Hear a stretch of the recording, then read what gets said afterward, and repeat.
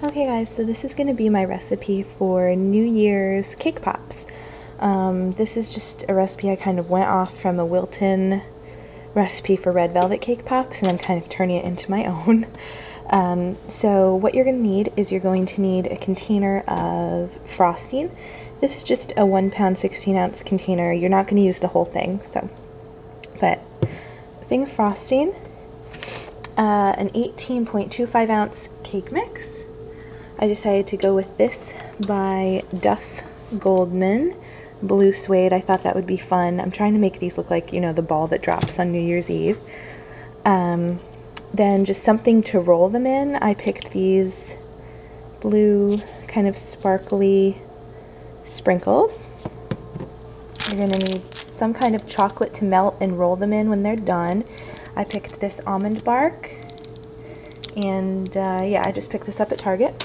Some sticks to put the cake balls on, a container of dry pudding mix, 4 eggs, water, and either vegetable oil or I'm using canola oil. So those are the main ingredients, and let's get into the recipe. Alright, so the first step is to add the whole cake mix in and the entire pudding mix. And I forgot to mention that you want the 3.4 ounce pudding mix, and to add the whole thing in and mix that up.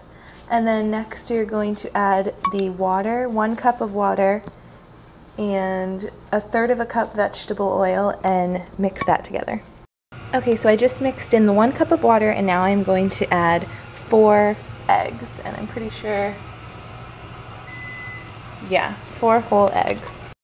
Alright, so I've added the eggs, the water, and the oil, and I'm just going to mix for about 2 minutes till it's all really well combined.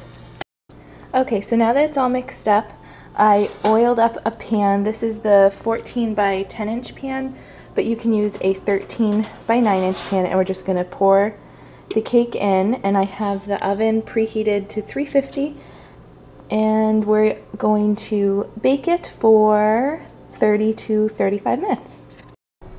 Okay, and then once your cake is done in the oven, just take it out and let it cool.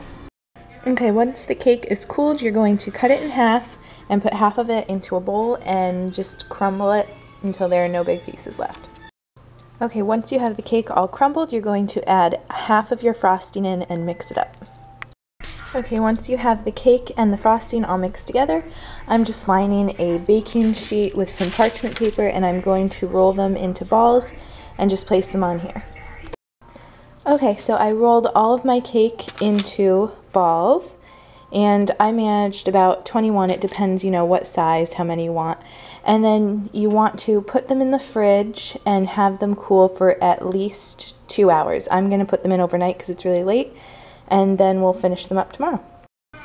Okay guys, so it's the next day, and these have been sitting out, and as you can see, somebody had 2 of them when I wasn't looking.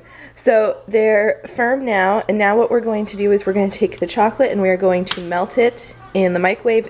I like to do it in 30 to 40 minute intervals and then stir it. And then once it's melted, we'll do our next step. Alright, so the next step is I melted the chocolate, and I almost forgot this step. So what we're going to do next is, here, maybe I can... Here. You're going to dip the tip of the stick into the chocolate, and then you're going to take one of the cake pop balls. No, we have to do this one. Put it in. Mommy, so that's my like that.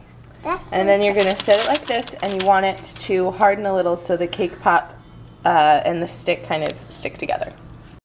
Alright, so minus a few snackers I've had stop by and Carter helping, this is what it's going to look like when you're done with this step, and I'm just going to put it in the fridge for it to hurry up. It'll probably only take 20 minutes for these to harden. And I forgot to say before I put them in last night, I could have done this step last night. I totally forgot. So yeah, we're just going to let those harden, and then they'll be ready to dip. Alright, so I ended up just melting all the chocolate on a low heat on the stove. It seems to be working better. And now I'm just going to dip them in and get them all covered. Carter, if I can. And I'll show you the next step. So then when you're done dipping them in chocolate, I just poured sprinkles over them, and a cake pop stand would make this a lot easier, but these are going to be flat at the bottom. And then just let them cool until the chocolate's hard.